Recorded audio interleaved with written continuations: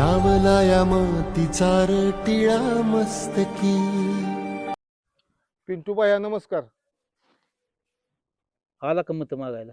अरे तुमच्या डोक्यात कसं काय बसलं नाही तर आपलं दादा आज अख्ख्या महाराष्ट्राला कळलं दादा काय होते ती. आपल्या तालुक्यात एवढी विकासाची गंगा आणून विकासाची नाही ती कामं केली आणि तुम्ही प्रत्येक इलेक्शन आले की प्रत्येक इलेक्शनला विरोधात डोकं वर काढता. अरे दादांनी आपल्या तालुक्यात एवढा विकास केलाय.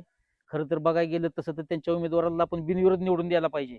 अरे आपल्या दादांचा शेवट सुद्धा जनतेची कामं करता करता झाला रे.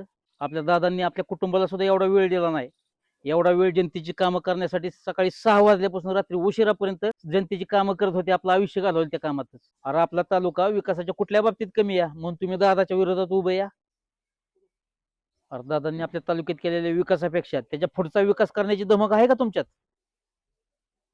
दादा निघून गेलं, तुम्ही करणार आहे का दादा सारखं? तुम्हाला होणार आहे का? नाही होणार. आता जगात माणूस नाही आता तसला. अरे आपल्या दादांच्या अपघाताची निधनाची बातमी कळल्यानंतर डोळ्यातलं पाणी थांबत नव्हतं. असं वाटत होतं आपल्या घरातला करता धरता माणूस निघून गेला आपल्यापासून. अख्खा महाराष्ट्र हळहळला. अरे विरोधकांच्या डोळ्यातनी सुद्धा पाणी आलं रे दादांची बातमी कळल्यानंतर.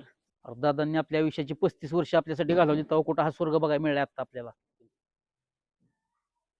हे गेलं ते महाराष्ट्रातला वारणीचा वाघच गेला. दादा सरकार नेताच होणार नाही आता. बरोबर आहे पिंटू बाया तुमचं. मी हेच सांगायला आलोय तुम्हाला. बाकीच्या उमेदवारांचं काही मी सांगू शकत नाही, पण ह्या इलेक्शन मधनं मी माघारी घेतोय. दादांनी दिलेल्या उमेदवारांना निवडून द्या, मी हेच सांगायला आलोय. अरे हीच गोष्ट जर आधीच कळली असती तर कशाला आपल्या दादांची एवढी धावपळ झाली असती? कदाचित दादा आपल्यात आज दिसले असते. बरोबर आहे पिंटू बाया, म्हणूनच आम्ही निर्णय घेतलाय दादांच्या विचारांच्याच उमेदवाराच्या मागे उभं राहायचं. आज दादा आपल्यात नाहीत. दादांनी आपल्या गोरगरीब जनतेसाठी भरपूर काय करून ठेवले. पण आज जे काय करायचंय ते आपल्यालाच करावं लागणार आहे. दादांच्या नंतर दादांच्या कुटुंबाच्या मागं एकनिष्ठपणे उभं राहणं हे आपलं कर्तव्य आहे. दादा जरी गेलं असलं तरी आपलं इमान सोडायचं नाही. प्राण गेलं तरी हरकत नाही, पण वच्चे दादाच्या पाठीमागचं घालवायचं नाही.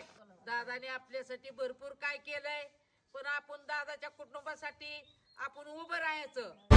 उधळीन जीव तुझ्या पायी रमानसा, उधळीन जीव तुझ्या पायी.